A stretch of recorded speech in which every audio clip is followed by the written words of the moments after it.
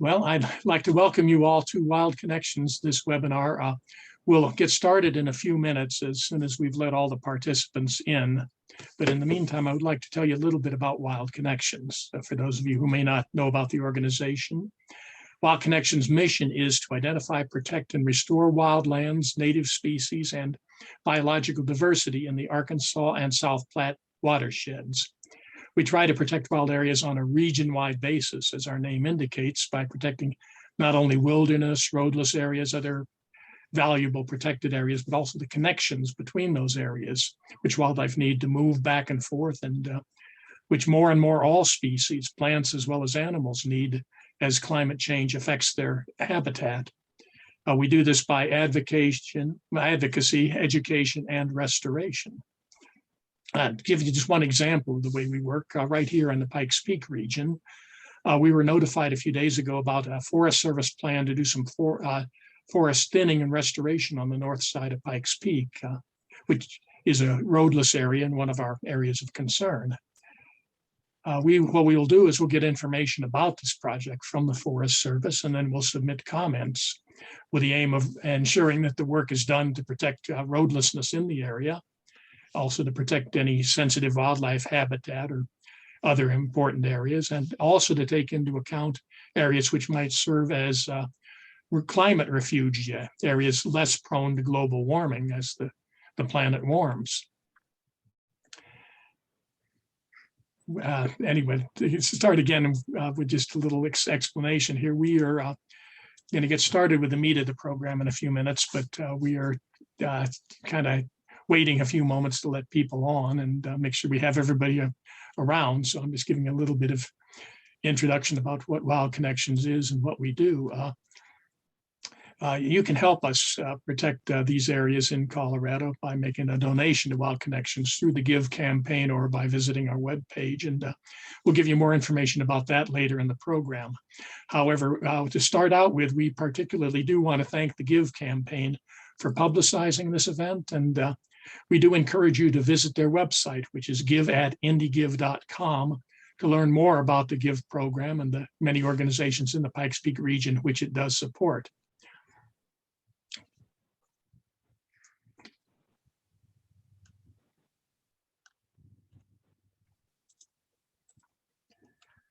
Are we pretty much got everybody on, Allison? I think we can get going with the program. Folks could mute themselves if they're not speaking. Also, this is being recorded, so if you don't want to be recorded while you're watching, then turn off your video. It's a small group, so I think if folks do have questions, you can either put them in the chat or you can turn on your microphone and ask. And I'm Allison Galinsky, by the way. My pronouns are she and her. I'm a longtime volunteer with Wild Connections, and I'll be doing the tech support during the program. So please speak up if anything isn't working, if you're not seeing the slides or the videos. Thank you. My name's Jim Lockhart. I'm the president of Wild Connections, and I'm kind of introducing this part of the program. I would like the rest of our officers who are on to introduce themselves too at this time. I'm John Stansfield, and I'm the co-president, vice president of Wild Connections. And I'm standing in tonight for our founder, Jean Smith, who still doesn't have electric power in her home. So we're all wishing that she and her daughter will be soonly warmed up.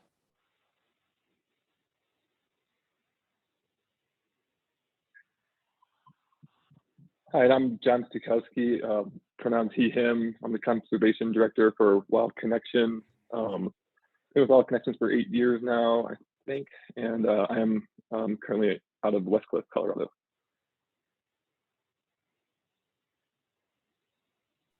Okay, I'll go ahead and start the screens for the first part of the presentation where we'll be talking about Wildcat Canyon. Yes, Okay, well, thank you all for coming again. Our program tonight focuses on two areas of particular concern. These are the canyons in our region, Wildcat Canyon, which is a portion of the South Platte River between Cheeseman Reservoir and Lake George, and the Arkansas Canyons region, which is the Arkansas River from Canyon City to Salida. And we do want to acknowledge that these areas, like the other areas in Colorado, are the ancestral homes of the Ute, the Cheyenne, the Jicarilla Apache, the Arapaho, and other indigenous peoples. So we'll begin now with our part of the presentation concerning Wildcat Canyon. Wildcat Canyon, a 1,200-foot deep gorge where the South Platte River runs wild and free. Surrounding, actually, all around Wildcat Canyon, there's more than 25,000 roadless acres of national forest, the Pike San Isabel National Forest. And the roadless designation is an official designation, and also it's one that we have worked on maintaining for a long time. And we'll be talking a lot about roadlessness and not in a while to go. Wildcat Canyon is a remarkable place, needless to say. I'm not going to brag on it. It stands for itself. It's a place for wildlife, pristine water. For certainly, water is the most important element here, and quiet solitude, which you can see for these hikers who had found their way down to the river and were experiencing the quiet solitude. And Wildcat Canyon is threatened by illegal motorized recreation, which will also be a topic later on.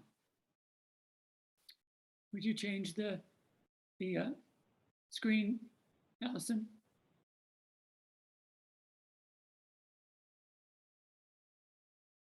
Now, I know you're not going to be able to read anything on this map except Colorado and Wild Connections region. We have a region we're most worried about, most caring for, hopefully, which is the Pike and San Isabel National Forest and the Bureau of Land Management land, which is sort of interspersed with the National Forest in many areas. Here you can see it's in central Colorado. I'm not going to try and read the other map. All right, if you change the screen. One of the things that got us really interested in Wildcat Canyon are the natural values, diverse plant communities, wildflowers, of course, even in an area that's somewhat dry at times, aspen, conifers. It's, you can see in some of these pictures, all taken here in Wildcat Canyon. It is really a wonderful place for natural values, and there are other natural values. Would you change the screen?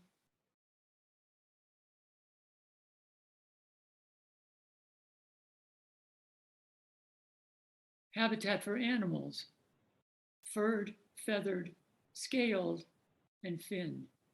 It may be hard, maybe I was going to ask everybody to see if you can name the animals that are pictured here. They're fairly small, but they're really important, very, very important. And you can see how important that they are, because I know all the people on this webinar tonight are certainly interested in wildlife and wild places. Other aspects of the natural values, habitat for, oh, excuse me. Allison, would you change the screen for me?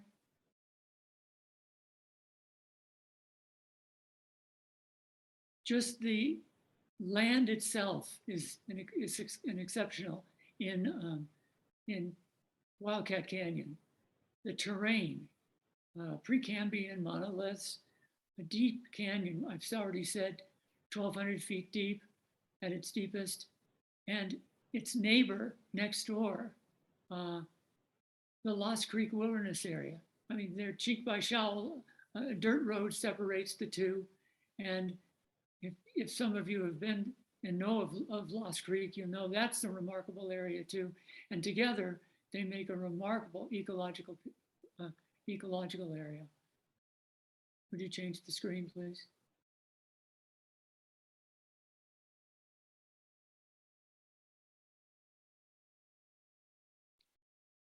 Now this is a particular to this natural value. It's a particular to Wildcat Canyon because we call it a swath of green because it's a swath of green in the midst of the Hayman fire burn.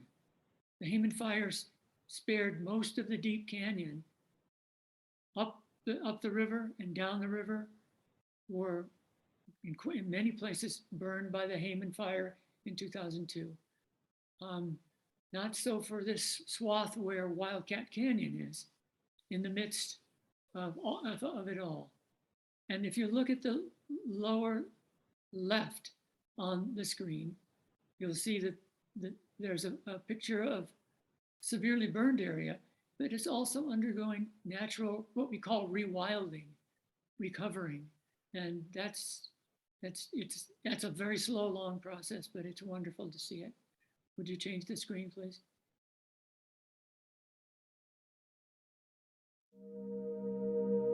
Well, been enough bragging about it. Let's take a walk in Wildcat Canyon. Thank you.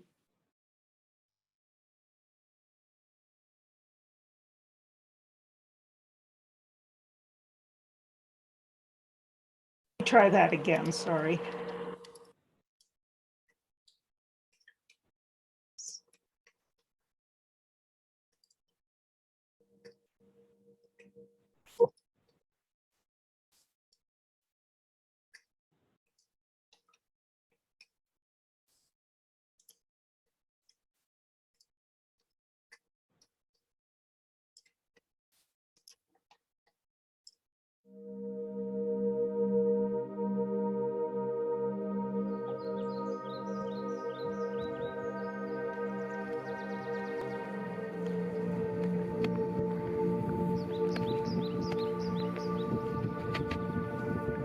Hi, I'm Kristen with Wild Connections. We're here at the South Platte River running through Wildcat Canyon.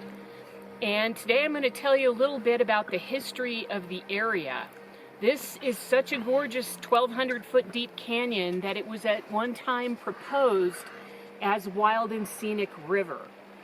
Then that was decided not to be done, but some protections were afforded by the South Platte Enhancement Board. And then in 2002, the Hayman burn came through here, and you can see the burned trees right around me. And this is a rare, relatively unscathed ribbon of green in the middle of the devastation of the Hayman fire. So after that fire, the erosion became so bad that the Forest Service decided to permanently close the roads.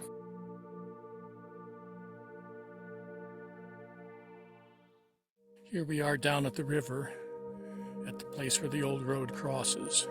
As you can see, there's just a ford here where vehicles have to drive through the water, and they've worn the bank down considerably where they do that. This is upstream of Cheeseman Reservoir, so any pollution that they introduce into the water will go right into the Denver water supply. Looking now up the road toward where it comes in from the east. And you can see it's very steep.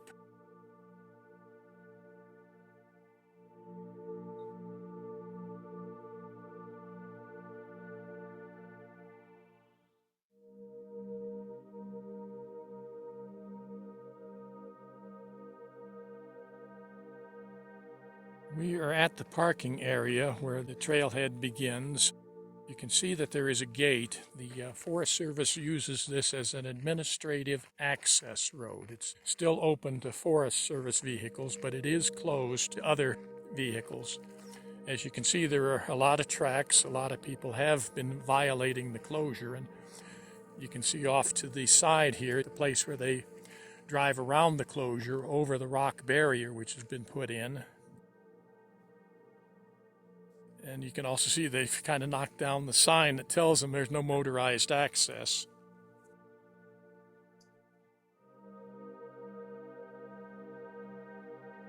We are walking down the Grape Creek Road at this point. It's open only to administrative use. The Forest Service does come down here with vehicles, but it's gated and not other vehicles are allowed to use it.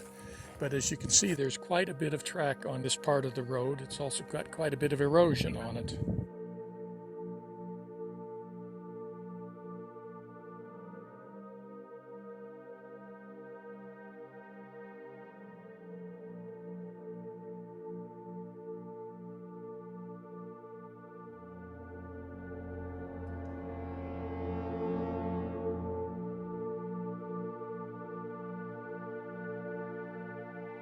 We're working to protect Wildcat Canyon and also canyons in the Arkansas River Valley, and we ask for your support to tell the Forest Service to keep this closed, and tell your senators and your representatives to enact legislation that protects places like Wildcat Canyon.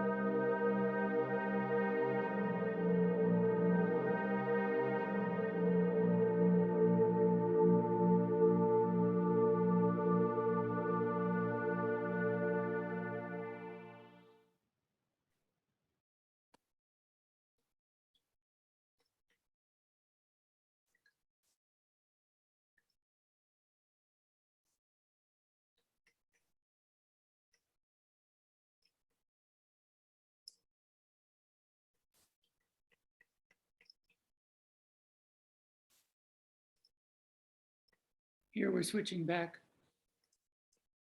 to, there we are. Thank you, Alison. When you are concerned and involved with a place as much as we are, and some of you are, I'm sure, there are a few challenges for the future. And I know this is small print, so I'm going to take time to read this. Severely burned areas may never recover as forested cover. That's the way it is. Federal and management policies can change.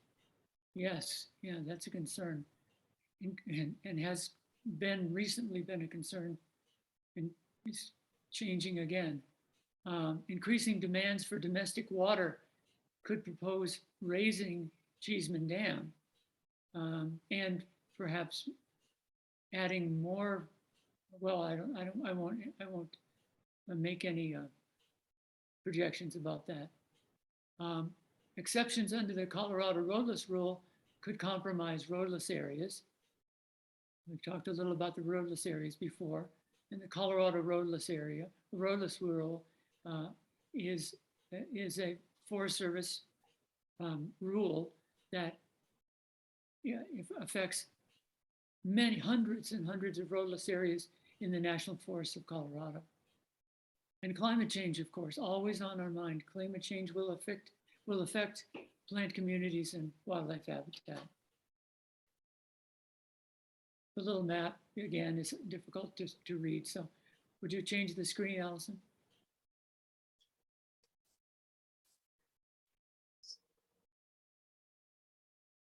The most important challenge, Wildcat is threatened by motorized use.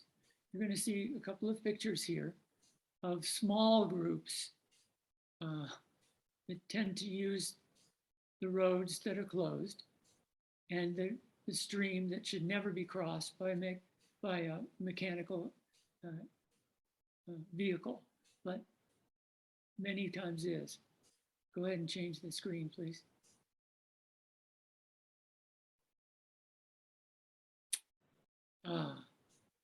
Written by motorized use, yes. The draft Pike San Isabel Travel Management Plan recommended decommissioning these routes that were closed after the Hayman fire. On the west side, that's the Corral Creek side.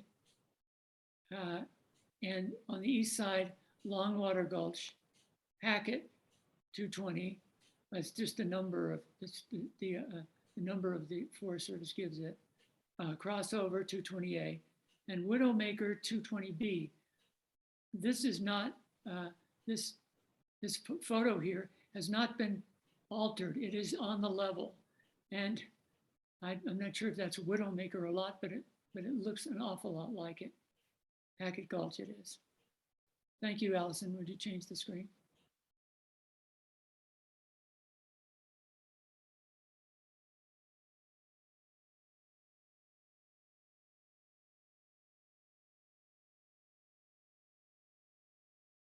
Illegal motorized use continues today.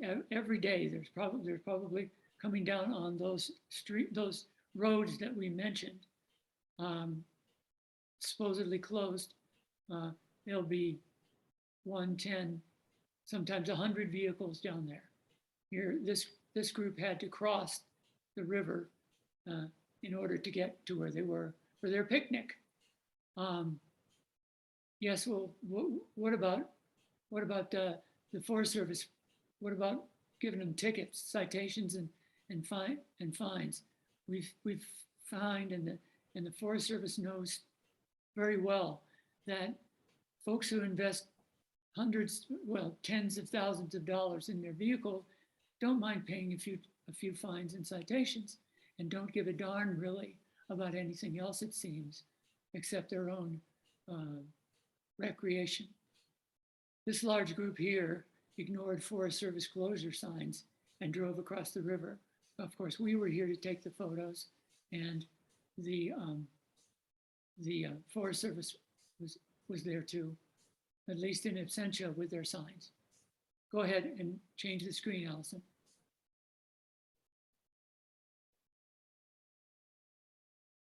And you know, if you're going back, if you've got hundreds of vehicles in a month or more in a year going back and forth across here, somebody's going to stall out in high water, right?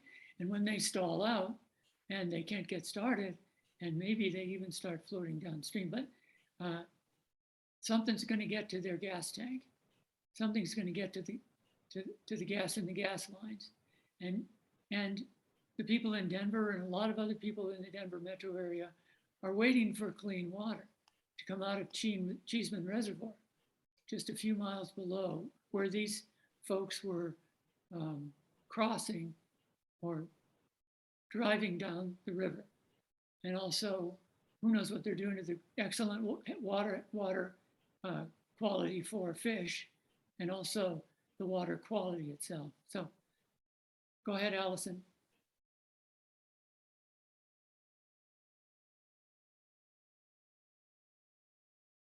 And it's not just our recreation. I know this group here tonight is also concerned about. It's the resident livestock, coyotes and elk and deer and those fish and a lot of other things. Thank you, Allison. You can change the screen.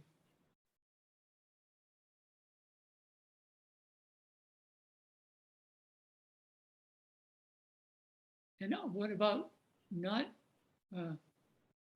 necessarily the natural values, but our own quiet solitude, the solitude we get, the folks in the lower right corner here, this photo you saw before, and all these other folks, the horse party that came down, well, I know a lot of horse people, backcountry horsemen, and they hate it when an ATV comes over the top of a rise on the trail they're trying to go on.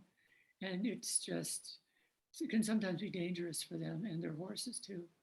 So these are our concerns for the threats in Wildcat Canyon. Go ahead, Allison.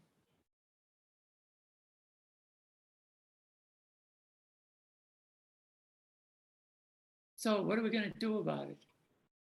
Our Wild Connections action plan for what we're hoping to do to make Wildcat Canyon, I don't know about a better place, but a place that is more natural in itself. Support the Forest Service decision to decommission routes on both the east and west side of the South Platte River. The final South Platte, Pike San Isabel travel management plan, which we've mentioned before, but it is not out and it's not in force. And it's expected, we hope, no later than April of 2022. Go ahead and change it, Alice.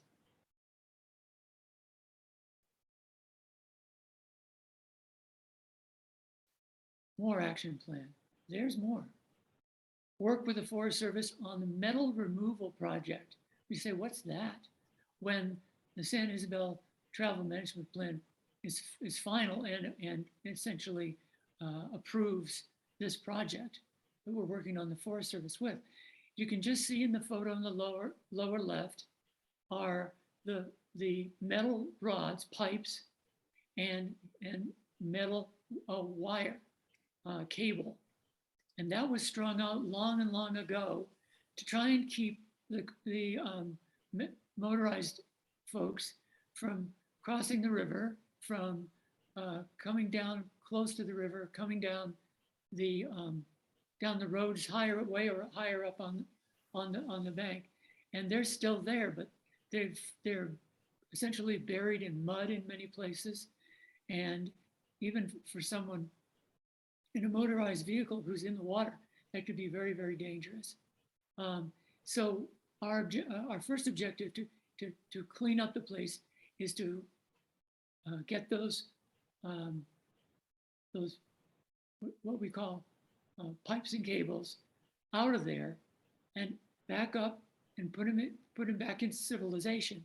And we're going to recycle them, and the Forest Service is going to be using them again in a place where they will be doing the job that these poor things here no longer can do. Would you go ahead and change the slide, please?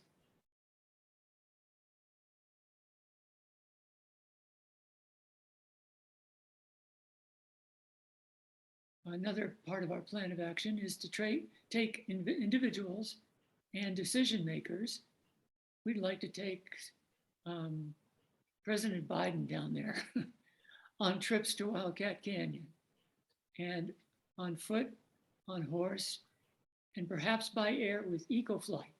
You're going to get, if you don't know EcoFlight, another wonderful nonprofit organization, an environmental organization, you're going to get to meet EcoFlight in just a few moments. All right, Allison, go ahead.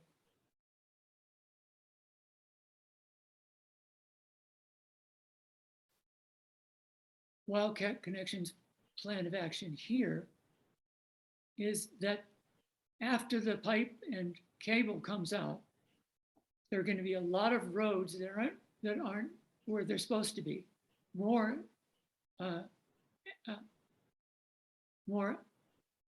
roads that have been constructed by vehicle use. It's going to be just a major restoration project,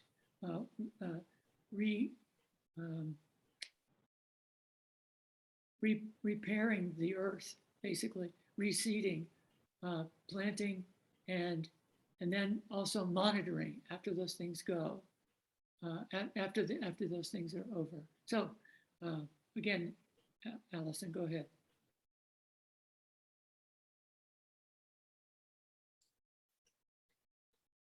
So how can you help? You can help us, I mean, join with us, certainly in some of these things if you're interested, but contact the district rangers, South Park Ranger District, and Josh Voorhees is the district ranger. South Platte Ranger District is Brian Banks, and they are working on, they're working on trying to get the restoration and so forth all in place. And what that means is we need volunteers. We are volunteers. We need volunteers, especially if people have special skills, like the young couple who helped us with the videography and made the video that we played you earlier. Just volunteers and just learning their trade, and they're getting better and better with each film. Anyway, habitat restoration design, public relations spokespeople, outfitters, etc. So you've met John Stukowski. You'll see John again some more, just briefly. And the last thing you could do, as Jim said earlier, you can make a donation to Wild Connections at www.wildconnections.org/donate. Thank you. Allison, you can take it away.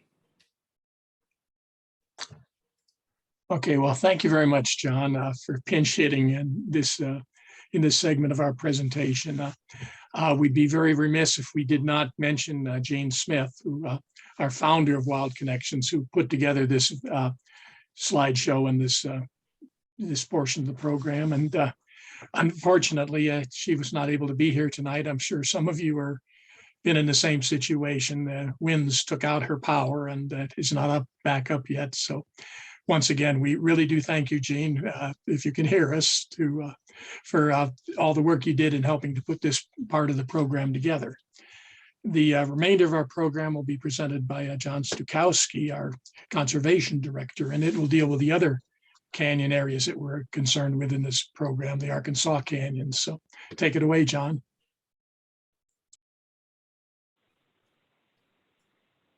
Great, thanks, Jim. And I believe we're going to start with a short video for this segment about Grape Creek, and then I'll explain that a little bit further and give some updates on that area as well as the rest of the areas of concern in the Arkansas Canyon region.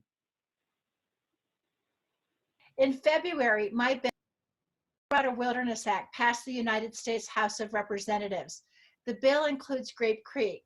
This area is very important in Colorado because of its outstanding beauty, rugged terrain, great fishing, and habitat for bighorn sheep.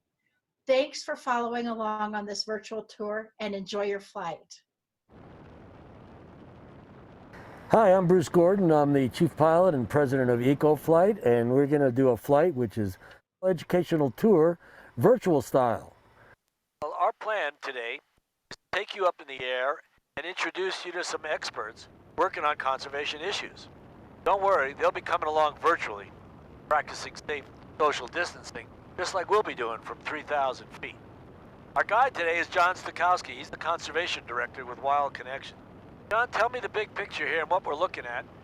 So we're flying over the Grape Creek watershed here in central Colorado, just west of Canyon City. What's so special about this place? This area is renowned for its wildlife, biodiversity, very rugged, great primitive fishing and hunting. Essentially, this area recently has been proposed for gold mining exploration, and it's very concerning. It's onto BLM managed wilderness study area and a BLM managed area of critical environmental concern. We want to let the public know what's going on in this area. This area is essentially protected, and that's what's so concerning about these proposals that seem to be moving forward at every stage. This mining exploration shouldn't even happen in it. Boy, that really seems intrusive to allow this in such a pristine area. Shouldn't the agency be doing some sort of environmental review process? They're also choosing not to do that. It's very egregious. So this is a protected area of public lands, and it's potentially being open to mining. Now I'm going to make a hard turn over the confluence, which is coming up. Hold on to your virtual seats, and that's Grape Creek right below us, and you can see some of the terrain where it's coming down from. This is really rugged terrain. We're coming over Temple Canyon Park. This is a Canyon City park. Grape Creek flows right through it. Its name, Temple Canyon, is for this unique feature right off of the creek that was a sacred cultural site for the Utes. All of this, the park and the cultural site, is all just downstream from the proposed gold mining. Hey, Bruce, now I want to introduce you to a colleague of mine, Paul Vertrees. He's a local angling guide here in Canyon City. He's going to share his perspective on these impacts on Grape Creek. I'm a native Coloradan. I spent 20 years in the Army. Initially, that canyon was a place for me to go to get away from my military career and just kind of decompress. I've been a professional fly fishing guide for 12 years. I've been guiding fly fishing trips in that canyon for 5 years. Hey, Paul, looking down here, I'm sure it looks like it's really great fishing down here. And what's the problem with the water situation here? The water temperatures obviously fluctuate throughout the year. But as you move into the summer, and I'm talking about the window that they're going to do their work, pumping water out, and anything that lowers the flow will increase the water temps in the summertime. Once you bump the water temps above 70 degrees, fish start dying. So this is the proposed mine on our left and the proposed water line. Another concern I have has to do with the disturbance to bighorn sheep with helicopters. Zephyr's plan is really based on the use of helicopters. If you spend any time in that canyon, the only sound that you'll hear is the water. That's where all the life comes from in that canyon, is from the water. A helicopter has to sit on the ground and warm up. All of this takes time, and all of it is its noise. It's going to be a huge impact on the bighorn sheep. So what you're saying is that the water temperature and noise pollution are two of the immediate impacts of the mining, and both fish and bighorn sheep will suffer? Yeah, in a nutshell, that's it. Seems like they're moving forward without proper analysis or public input. My name is Jennifer Thurston. I am the director of the Information Network for Responsible Mining. The mine would be several miles long. It's basically a proposal for a gold mine and also to develop base metals. This looks like the area where they would probably develop their portal and their main staging site and hauling areas, and you'd have a lot of truck traffic coming in and new road development. Potentially in the area toward the north and closer to Grape Creek, if they have to build a processing mill and a large tailings dump, would be on the northern end. After listening to all this, I guess it really makes me want to know what I can do. How can people get involved? Just know that these public lands belong to all of us. Being able to do an environmental review process and public comment period, but choosing not to on this issue and just kind of let it go behind the scenes, you're asking you to take action and write the BLM anyway. For more information and talking points and who to send comments to, see wildconnections.org. Well, thanks so much to everyone for all the work you're doing. Thanks for coming along with us. Most of all, thanks for continuing to advocate for our public lands, especially during this bizarre time. We need to be vigilant. We need to be alert.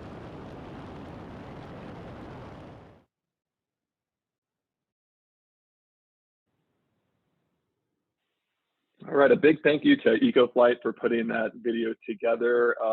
Very innovative flyovers and videos during the pandemic. And so, yeah, that was early 2020. The BLM, or I guess rather the exploratory mining on the BLM land did happen in summer of 2020. It was pretty much unprecedented for a BLM wilderness study area, which we'll get into a little bit more.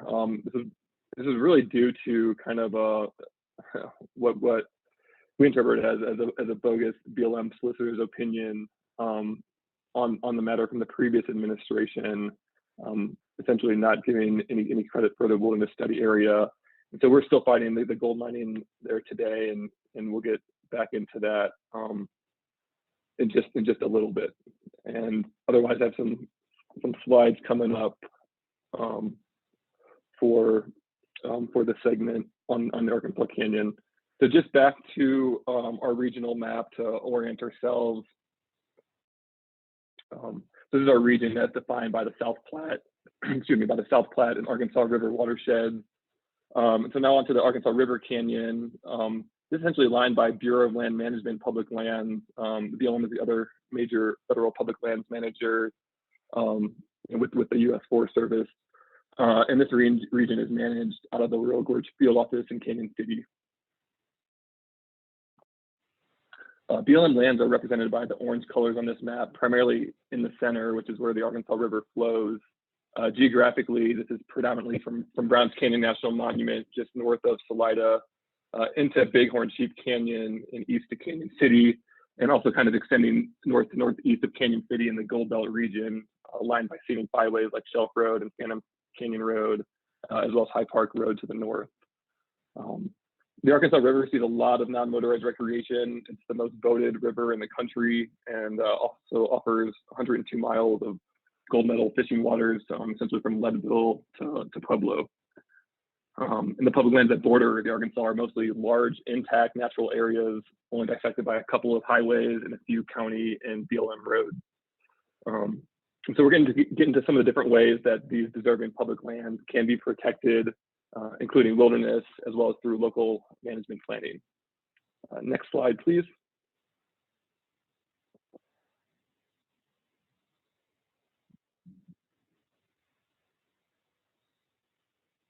So we're going to get just a quick update for Grape Creek. As I mentioned, so this is the proposed wilderness itself in Grape Creek Wilderness Study Area.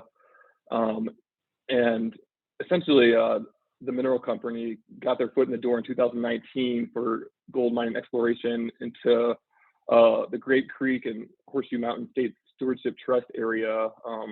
It's been a stewardship trust area, since 1999, and nominated in part by John and Jim on this virtual event tonight. And so this worthy state parcel is no longer in the Grape Creek proposed wilderness, and we have a regional coalition fighting to stop this whole gold mining exploration and possible expansion, titled the Arkansas Valley Conservation Coalition, and we have more info at savefremontcounty.org. Next slide, please. And so for 2021, the mineral company is proposing mining at on the east side of Grape Creek, basically adjacent to Canyon City's Dawson Ranch neighborhood, and the large mining claim on the map labeled Dawson, labeled with the Dawson section, and that red dot. And so this is just west of Canyon City. And so let's see here. This is also adjacent to BLM's Grape Creek area of critical environmental concern. This is managed by the BLM as a corridor of significant natural character with unique high desert, riparian resources, scenic and visual qualities, and significant flora and fauna values such as Rocky Mountain bighorn sheep and peregrine falcons. And more so, Zephyr's stated goal is to mine from their Dawson site, where they currently have the application, through Grape Creek, where they did do some exploration last year, all the way west to the Green Mountain section. Thanks so much, Elton, for hovering over everything.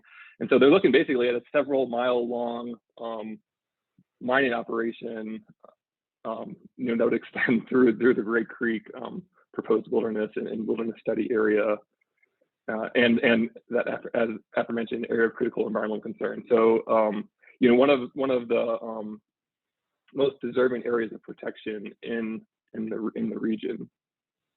And I guess onto some good news. And so basically, the mineral company Zephyr proposed earlier this year for this Dawson section, and there's an incredible amount of public support and opposition, and more so, the review of that application, Colorado Department of Reclamation and Mining and Safety, basically kind of brought the hammer down on Zephyr in their adequacy review recently. I just came out a couple months ago, citing a lot of details that need clarification, noting discrepancies in Zephyr's application. And notably, they had questions about impacts to Grape Creek, how much water would be taken out, questions about water treatment and impacts to public lands. And these would require hydrology studies, which would be expensive and difficult for the mineral company to follow up on. And we were fortunate that aforementioned coalition that we're a part of, hired some experts, expert hydrologists to provide some comments that the state is following up on. So good news there. And kind of the last update is that the Colorado Department of Reclamation, Mining and Safety recently granted the mineral company's extension request last week or a week ago or 2 weeks ago for another couple of months, which goes until the end of February 2022. But all in all, it's going to take the Maryland company, seems like quite a bit to get this approved. And if they do, it'll still take county approval as well. Next slide, please. And so I've mentioned the Grape Creek Wilderness Study area a bit, and so a little bit more clarification on that. Grape Creek and 5 other areas in this Arkansas Canyon area are managed as BLM Wilderness Study areas. This photo is of McIntyre Hills, located just to the west of Grape Creek, just separated by a county road. Wilderness Study areas were a special designation from the early 1980s for their wilderness character, size, and naturalness. They're not wilderness, but essentially managed as such until Congress designates them as wilderness. They're the most deserving BLM managed lands to be essentially to be designated for wilderness. And they have a non-impairment standard, such as no new service disturbances, and in some they're supposed to be managed not to impair their wilderness characteristics. So that wasn't exactly adhered to for Grape Creek in the previous administration. And so we're still following up on that and working in partnership with other folks, including Congresswoman DeGette's staff. Unfortunately, WSA's wilderness study areas could also be released to other uses. A few years ago, we saw other Western states attempt to essentially dissolve these wilderness study area protections and open them up to other uses, primarily industry extraction. So it's still very important to get them designated as permanent wilderness. Next slide, please. This leads us to the Colorado Wilderness Act, or CWA. The CWA has been proposed by Congresswoman DeGette in every Congress since 1999. The 2021 CWA has 36 areas in it, spanning 660,000 acres of Colorado public land. The original bill encompassed more than 60 areas and was refined to the current version with stakeholder input. These are remote and wild places comprised primarily of BLM public lands and largely BLM wilderness study areas, again, the most deserving of wilderness designation. BLM lands are also largely underrepresented as wilderness in Colorado and throughout the US. Colorado is behind other Western states in protecting BLM public land. And in fact, not a single acre has been designated since 2009. And while Connections has been involved in the CWA process for our region, essentially since it began in the late 90s, for our region, all of these areas are in the Arkansas Canyon and River Basin. The Arkansas River actually transects or borders many of the proposed wilderness areas, like Browns Canyon, Grape Creek, McIntyre Hills, Table Mountain, and Badger Creek. And then there's also Beaver Creek, a little bit to the east between Canyon City and Colorado Springs. And 406 of those are wilderness study areas. And so these wilderness designations are very much needed in our region. As we've seen, and I'll discuss a little bit further, recent threats to these proposed wilderness areas resulting in reduction of the proposed overall wilderness due to resource demands that are, of course, not congruent with wilderness management. Next slide, please. Over the last couple of years, the CWA has been part of a greater public land package, the Protecting America's Wilderness Act. This is comprised of 6 public land bills that would protect about 1.3 million acres of wilderness and over 1,000 wild and scenic river miles in the US West, primarily in Colorado, California, and Washington. However, over 1 million acres of public land protections would be in Colorado, this being the CWA and also the CORE Act, the Colorado Outdoor Recreation Economy Act, which would protect 400,000 acres of Colorado public land, including 73,000 acres as new wilderness areas, albeit none of it in this region. So this bill, the Protecting America's Wilderness Act, passed the US House earlier in this year as a standalone bill, and more recently in the defense bill, the House version, however, did not make it into the final defense bill that was recently approved by the Senate. So essentially looking to 2022 to get this passed, and we'll need definitely need Senate champions. The link on this page is for our coalition's Take Action page, and the comments are directed to Senators Bennett and Senator Hickenlooper. Next slide, please. And so this act is, it should be seen as a down payment on America the Beautiful and 30 by 30, which is part of President Biden's administration's initiative earlier in this year to tackle the climate crisis at home and abroad by protecting 30% of U.S. land and water by 2030. This screenshot is actually from President Biden's America the Beautiful page.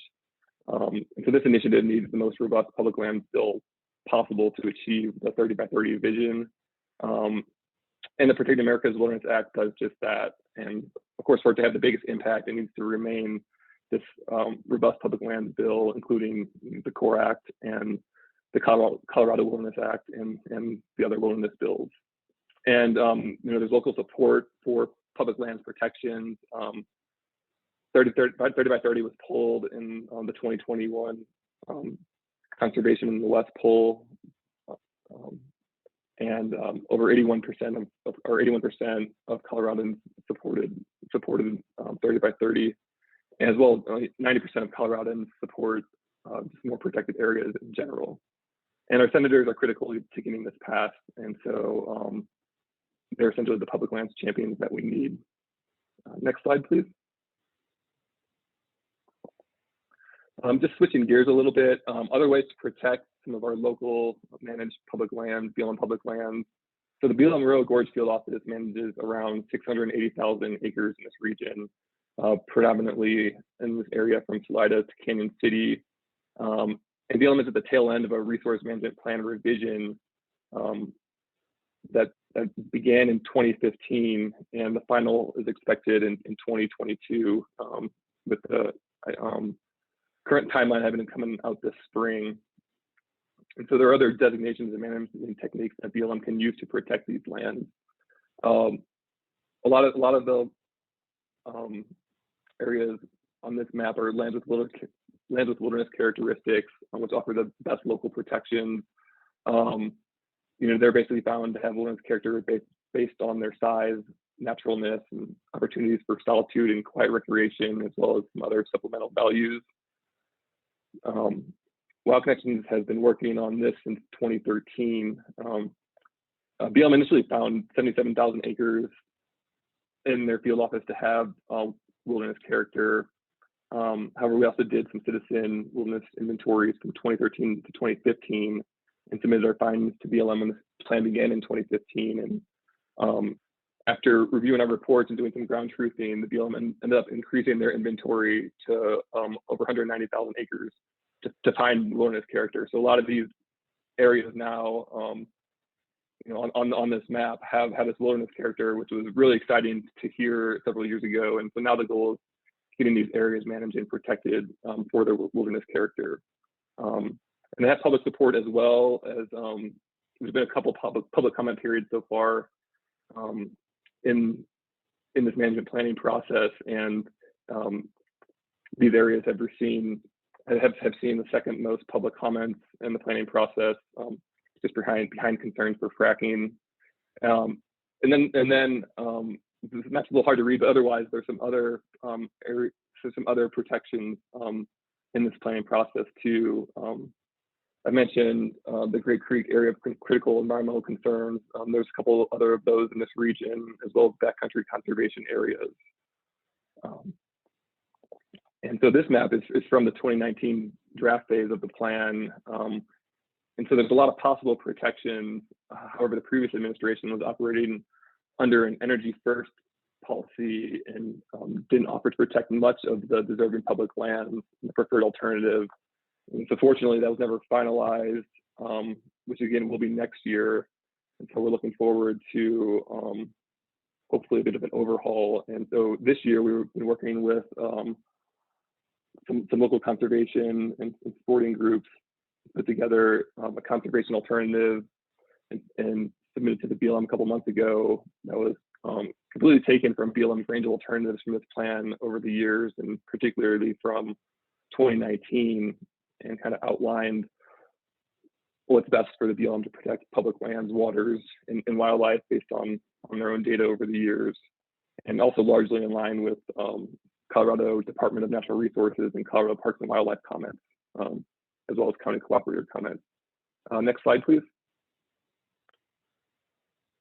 And so this is the Table Mountain proposed wilderness and also land wilderness characteristics. It's the largest intact BLM managed public lands in the region and one of the most diverse and difficult to access as well. Really being one of the best access points being the Arkansas River itself, essentially where it begins and then ascends from about 6,000 feet of elevation to over 10,000, going from a pinyon juniper woodland through mixed forests and natural springs to these montane grasslands. And in fact, there's a BLM instant study area up here that identified 17 different types of native grasses. And also given the varying topography and water resources, this area also scored well for climate refugia. So Table Mountain has been proposed for wilderness since 2009 under the CWA. However, with no current protections, really, the BLM ended up leasing a large chunk of this area for hard rock mining expansion in 2019, about 700 acres of the proposed wilderness and land with wilderness characteristics were lost to a hard rock mine expansion, which was shown as a Parkdale quarry in the Grape Creek videos, just a little bit upriver from there. Next slide, please. So in real time, we were witnessing the last of our large, intact, unprotected wilderness quality public lands in Colorado being chipped away. These deserving Colorado and U.S. public lands and waters need proper protection for Colorado tourism, recreation, and wildlife to survive and thrive. The time to protect these lands and waters was decades ago. However, now we have great opportunities to do so via the Protecting America's Wilderness Act, as well as the BLM Eastern Colorado Resource Management Plan. We have long-standing local coalitions working on these different issues and seeking local protections for our deserving public wildlands and wildlife. We always need more local support and public comments, particularly from community and business leaders, as well as elected and appointed officials. We have more info on our website, wildconnections.org, how to get involved and where to donate. Thanks so much, and I'm going to turn this back over to Jim.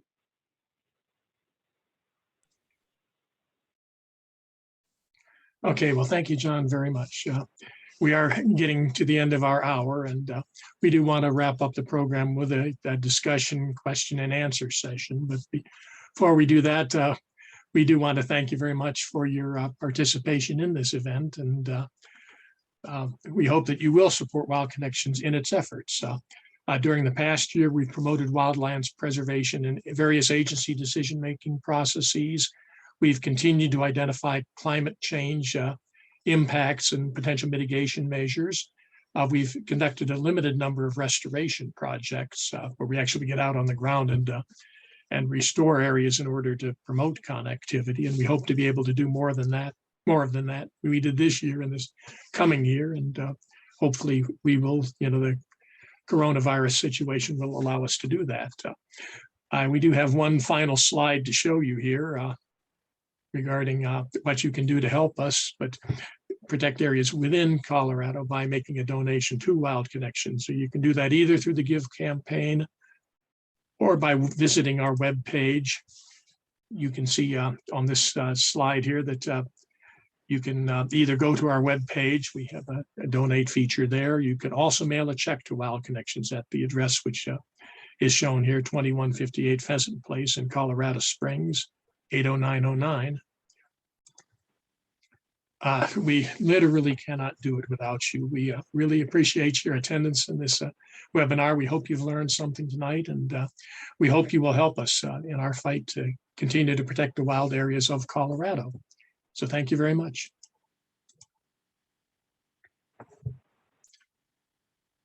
And if you want to get on with your evening, please feel free to go ahead. If you have questions that you'd like to raise, unmute yourself and raise your hand and we'll recognize you.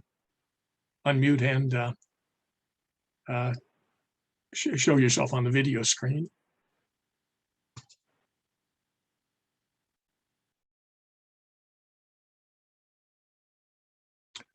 We're waiting for people to decide whether they have questions. I also do want to recognize Kristen Skog, who is attending this session. She's another of our Wild Connections officers. And would you like to say hi, Kristen? Oh, just hi.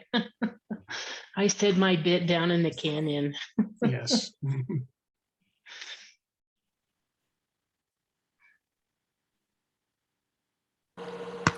Jolene. Hi. I was just wondering, I noticed that you had, the pictures of the people who were violating the vehicle or the no vehicle signs. Is this something that could be turned over to the authorities in order to get these people tickets? Or is that worth the hassle? Or how do we go after these people legally, I guess?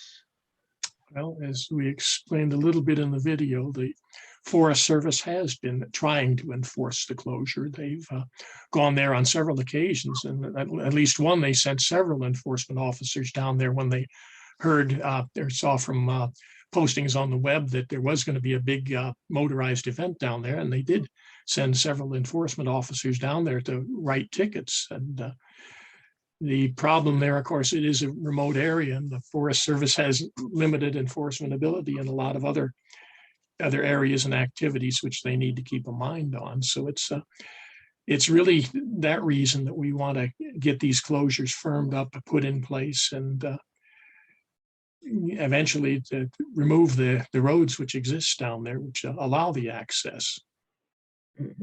Exactly. But I didn't know whether private videos like yours are acceptable to the Forest Service, or if you whatever. send them a picture with a license plate on it or a vehicle number, yes, they can follow up on it, and it can lead to the person being fined. We do know of one case where the people who were violating a closure in a different area, in the Green Mountain area, put a video of themselves up on YouTube. The Forest Service did both go after them and did almost immediately start a project to close and effectively close the road that we protested. Okay, thank you. I appreciate the information. Anybody else have questions? Feel free to unmute yourself and ask. Paul, or Matt, rather. Yeah, thanks so much. And thank you for the presentation tonight. My question was, I noticed that in the congressional redistricting for Colorado, District 7 is much different and expands into the Wild Connections area. And I wondered if you all, well, one, I'm not sure if having a congressional representative who specifically represents your area would be impactful to your work, if that would be like a priority, and two, like if it would be really helpful to have someone in addition to Diane to get advocating for your priorities, if you think given the politics of the new congressional District 7, if it's possible to elect a progressive candidate who would support Wild Connections goals. Well, I hope somebody else has looked at the district in minds, because I have to admit that I have not done so. I do understand that the area which is encompassing Pueblo is going to change considerably, and that take over some of the area that was formerly in another congressional district. So, yeah, I mean, we will want to promote candidates, regardless of party and regardless of district, which do support wilderness. Does anyone else on the board, or John, either of the Johns, have any comments on that? Yeah, Matt, that was a great question, because I kind of saw the same thing just with that, and especially in regard for the Colorado Wilderness Act, because it looks like, Chaffee and Fremont counties, which have long time been under Representative Lamborn, now I think will at least be under Representative Perlmutter for now. And so, yeah, I think that's a huge help, especially in Fremont County, having what would be likely be much more support for wilderness, especially. Fremont County has been a little bit, it's been interesting living there and working here, that it's it hasn't exactly been opposed to, you know, local protections, and they submitted great comments for wilderness characters and others in the BLM management plan. But yeah, wilderness with a capital W is a little bit different. So that should be great for our region, and hopefully we'll get more support throughout Western Colorado for the CWA. Because I know it's similarly some of those counties in the West are opposed specifically to wilderness. I know that's been a sticking point for getting Senate support for the CWA. But yeah, in general, just having representative support where these lands are is I think gonna be a big deal moving forward. I'm currently in Perlmutter's district, and I'm in Metro Denver, and he has not represented particularly wild places before. So if he is continues representing that district, be good to get to know him and to start educating him about these more wild lands.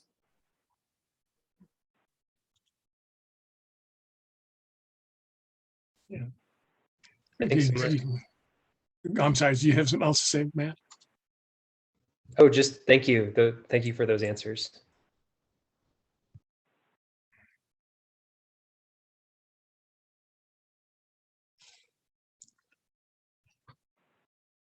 All right, well, we are a little bit past the hour, and so I think we will wrap things up now. And thank you all for your attendance. We hope to see you on some of our future webinars. These are, at this point, a little bit experimental, as you may have seen. We're still working out some of the kinks and bugs. And once again, I do want to thank our founder, Gene Smith, for putting together the Wildcat presentation. And we regret that the wind situation did not allow her to be here to present it. But thank you, John, for stepping in at the last minute and taking her place. And with that, I think we will call it an evening, and have a good rest of your evening, and happy holidays to you all.